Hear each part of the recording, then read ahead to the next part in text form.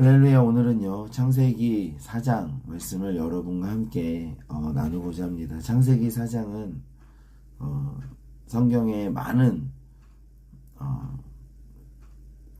인사이트라고 하죠. 많은 어떤 우리가 보고 깨달을 내용들이 있는데요. 창세기 4장은 정말 많은 내용들이 담겨 있는 것 같습니다. 한 구절 한 구절 보면서 간단하게 나누고 오늘 마치도록 하겠습니다. 아담이 그의 아내 하와와 동침하매 하와가 임신하여 가인을 낳고 이르되 내가 여호와로 말미암아 득남하였다니라. 그가 또 가인의 아우 아벨을 낳았는데 아벨은 양치는 자였고 가인은 농사하는 자였더라. 세월이 지난 후에 가인은 땅의 소산으로 제물을 삼아 여호와께 드렸고 아벨은 자기도 양의 첫 새끼와 그 기름으로 드렸더니 여호와께서 아벨과 그의 제물은 받으셨으나 가인과 그의 제물은 받지 아니하신지라. 여러분, 가인과 아벨이 있었습니다. 아담의 두 아들이었죠. 아벨은 양을 치는 자의 조상이 되었고요. 가인은 농사하는 자였습니다. 아벨은 양을 치는 자였고요.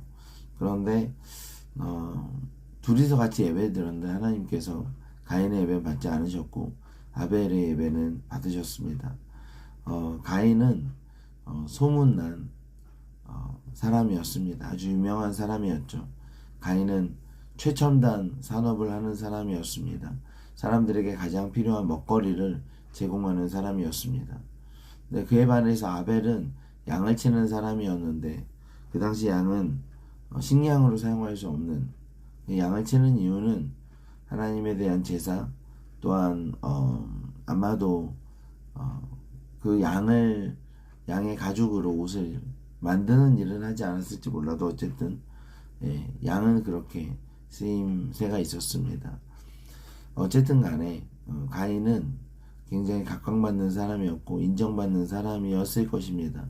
지금의 일론 머스크나 샘 올트먼처럼 가장 최첨단 산업을 하고 있는 사람이 가인이었습니다.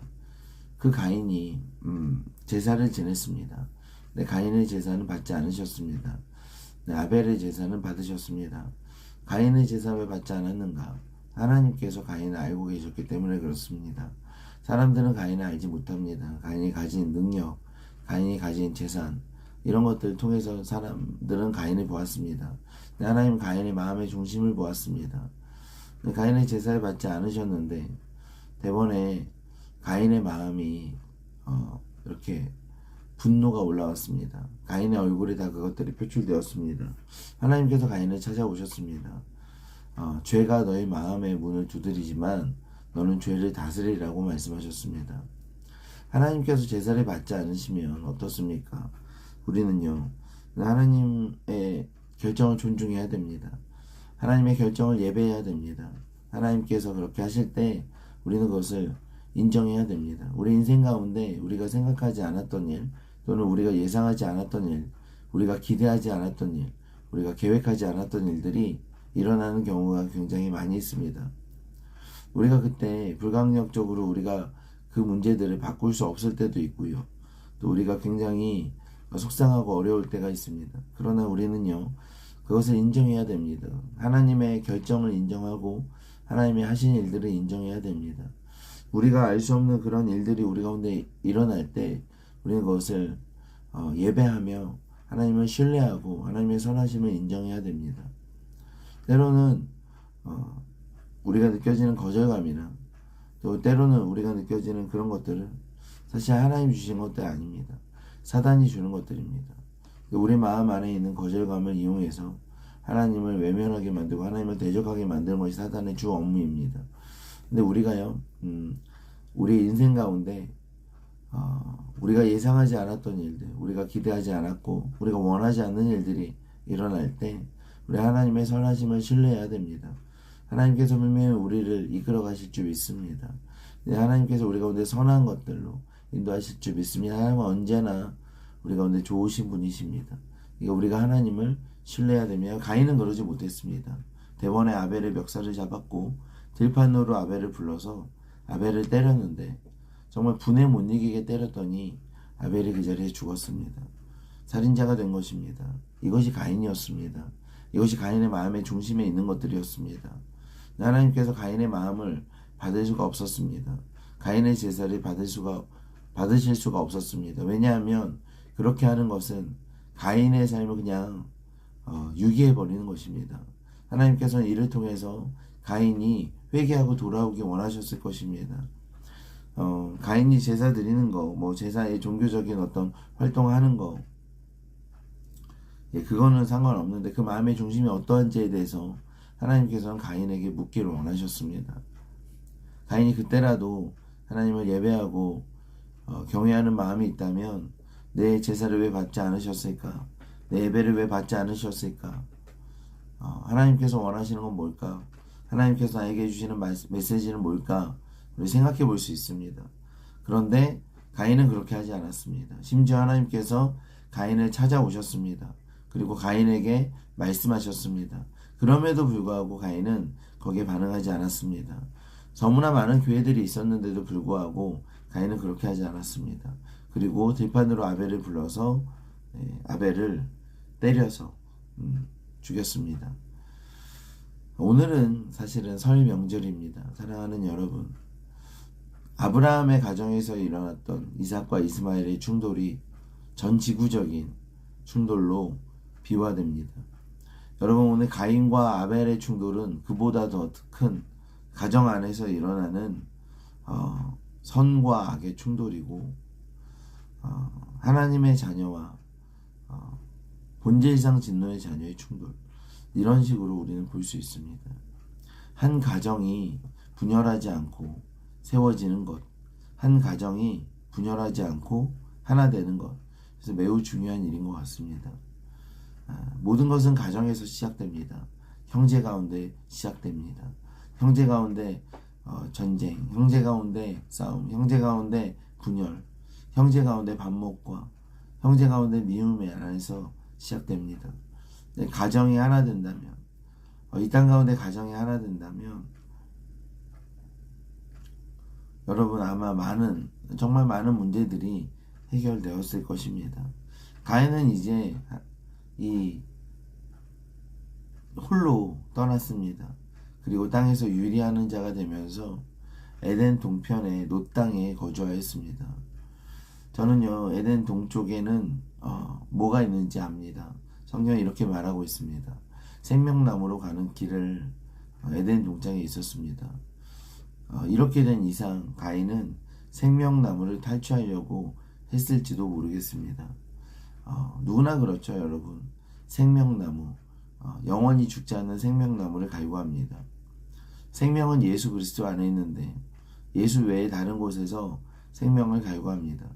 현재 빅테크 기업의 전 세계 석학들과 리더들, 이전도 마찬가지죠. 권력과 힘을 가진 사람들의 최종적인 목적은 영원히 죽지 않는 것입니다. 영원히 죽지 않기 위해서 어떻게 하면 영원한 생명을 가질까? 자신의 권력과 학문과 재력을 사용해서 도전합니다. 그러나 그럴 수가 없습니다. 우리는 예수 그리스도 외에는 생명이 없습니다. 가인은요, 에덴 동산 놋 땅에 거주했습니다. 생명 없이, 하나님 없이 그렇게 도시를 일궜습니다. 도시를 일구고 그 도시의 이름을 여기 보니까 에녹이라고 지었습니다. 에녹은 자신의 아들입니다. 자신의 아들의 이름을 성으로 지었습니다. 새로운 패러다임의 발견입니다. 그러니까 하나님이 안 계신, 하나님을 경외하지 않는 도시 안에서 일어날 수 있는 일들이 이 창세기 4장의 후반부에는 잘 나타나 있습니다. 그들의 공허함 안에 어떻게 하면은 이 공허함을 해결할 것인가? 사람들의 인정과 칭찬입니다. 내 이름을 걸고 내 이름을 높이면 거기서 나오는 그 만족, 이것이 에녹의 도시에 가득하기 시작했습니다. 가인이 자신의 아들의 이름을 걸어서 도시를 만드는 새로운 패러다임을 제안하자 그 도시 안에는요, 그들이 하는 모든 사업들이 그들의 이름을 걸기 시작했습니다. 여러분 지금도 그렇죠. 자신의 이름을 걸고 음식을 만들고 자신의 이름을 걸고 제품을 만드는 것, 뭐 큰 문제 없어 보이죠. 근데 그것의 시작이 가인이란 말입니다. 가인이 자신의 이름을 걸고 자신의 이름을 높이고자 그렇게 에녹성을 지었습니다. 물론 자신의 이름을 걸지 않았죠. 자신의 이름을 걸면은 어떻게 되는지 소문난 살인자였던 가인이 자신의 이름을 걸 수 없기 때문에 자신의 아들의 이름을 통해서 자신의 자아 실현을 하려고 했던 것 우리는 볼 수 있습니다. 그리고 이제 에녹이 누굴 낳고 근데 라멕이 있습니다. 라멕은 두 아내를 맞이했습니다. 아담과 하와 이후에 아내는 한 명이었습니다. 아내를 두 명을 갖는다는 건 새로운 패러다임의 발명입니다. 어떻게 아내를 두 명을 갖지? 아내는 한 명 아닌가? 고지식하고 고리타분하고 거기에서 벗어나서 새로운 생각을 가져봐. 아내를 두 명 가질 수 있어. 아내는 세 명도 가질 수 있어. 심지어 아내가 꼭 여자가 아니어도 괜찮아. 남자를 아내로 가질 수 있어. 여자를 아내로, 여자가 여자를 아내로 가질 수 있어. 아주 하나님의 그 법 밖에서 다양한 생각들을 가질 수 있어요. 이게 공허함에 있는 도시 안에서 그 공허함을 채우고자 애를 쓰는 사람들의 모습이었습니다. 그 공허함을 채우고자 어떻게 합니까? 아단은 야발을 낳았으니 그는 장막에 거주하며 가축을 치는 자의 조상이 되었다고. 가축을 치는 자의 조상이다. 그 당시에는 가축을 먹지는 않았는데 가축을 왜 치었을까? 제사의 증식이라고 저는 봅니다. 제사는 증식하고 그 다음에 유발은요, 그 공허한 마음을 수금과 퉁소를 잡아서 예술로 승화하여서 그 공허한 마음을 달래고자 애를 썼을 것입니다. 두발가인은요, 구리와 쇠로 여러 가지 기구를 만드는데 이들이요 100년 200년 사는 사람들이 아닙니다. 800년 900년 사는 사람들입니다. 이 사람들이 한번 뭔가를 시작하면 대단합니다. 한번 예술을 한번 하면요, 예술을 800년 동안 하는 거고요. 기술을 발달시키면 기술을 800년 동안 한 사람이 장인 정신으로 하는 거예요. 그러니까 이 사람들의 어떤 수준이 대단했습니다. 에녹 도시의 그 화려함과 에녹 도시의 그 문명이 대단했을 것입니다. 그런데 그 결론은 어떻습니까? 그 결론은 살인이 계속되는 것입니다. 라멕의 아내들에게 아다와 실라의 내 목소리 들으라. 라멕의 아내들이여 내 말을 들으라. 나의 상처로 말미암아 내가 사람을 죽였고 나의 상함으로 말미암아 소년을 죽였다. 죄가 증가했고요. 그에 대한 처벌도 더 중하여졌습니다. 가인이 범죄한 것은 벌이 7배인데 라멕은요 77배, 그러니까 11배가 늘었어요. 에녹의 도시에 소망이 없습니다. 예수 그리스도가 없는 곳에 생명이 없습니다. 공허함을 달래고자 기술을 발달시키고 재산을 증식시키고 예술과 문화로 그 공허함을 달래고자 애를 썼지만, 그리고 두 아내를 맞이하는 음란함으로 그 공허함을 달래고자 했지만, 여러분, 그 공허함은 달래지지 않습니다. 그 공허함은 오직 예수 그리스도를 통해서 달래집니다. 그 공허함은 예수 그리스도를 통해서 해결됩니다. 하나님은 아담과 하와에게 새로운 씨를 주셨습니다. 셋이죠. 그리고 셋은 예수 그리스도를 갈망하며 그 계보 안에서 예수 그리스도를 낳게 하는 새로운 계획을 시작하게 됩니다. 저는요, 이 창세기 4장이 온 인류 가운데 원역사죠. 이 원역사에서 가장 핵심적인 내용들을 다루고 있다고 생각합니다. 성경에 있는 그 내용들이 이야기가 아니라 어떤 명제로 이렇게 이 시대에 대해서 이야기한다면 굉장히 책이 많아질 것이고 글이 많아질 것입니다. 성경은 하나의 코드로 이야기 안에서 풀어냅니다. 굉장히 다양한 코드와 중요한 코드들이 창세기 4장 안에 담겨져 있습니다. 굉장히 읽어볼 필요가 있고 묵상할 필요가 있습니다. 저는 그 중에서 좀 한 번만 더 강조하고 싶은 것은 예배입니다. 우리가 하나님을 경외한다면 하나님의 모든 결정을 존중하는 것입니다. 우리 인생 가운데 우리 마음대로 우리 노력대로 소위 말해서 우리가 꿈꾸고 생각하고 믿고 바라면 이루어지는 일들이 꽤나 있습니다. 그러나 그보다 훨씬 더 많은 부분들이 우리가 바랬지만 또 우리가 원했지만 우리 생각대로 되지 않는 경우도 굉장히 많이 있습니다. 그때 우리는 어떻게 해야 됩니까? 하나님을 예배해야 됩니다. 하나님을 경외해야 됩니다. 또 하나님을 기다려야 됩니다. 하나님의 선하심과 인자하심 안에서 하나님을 예배해야 됩니다. 하나님을 사랑하는 사람, 하나님과 인격적인 친밀함을 갖는 사람은요, 어떤 일들이 우리의 뜻대로 되지 않아도 하나님 안에서 만족할 수 있습니다. 하나님께서 우리의 만족이 되십니다. 하나님께서 우리의 소망이 되십니다. 안타까운 것은 가인의 예배를 하나님께서 받지 않으셨을 때 하나님을 예배할 수 있습니다.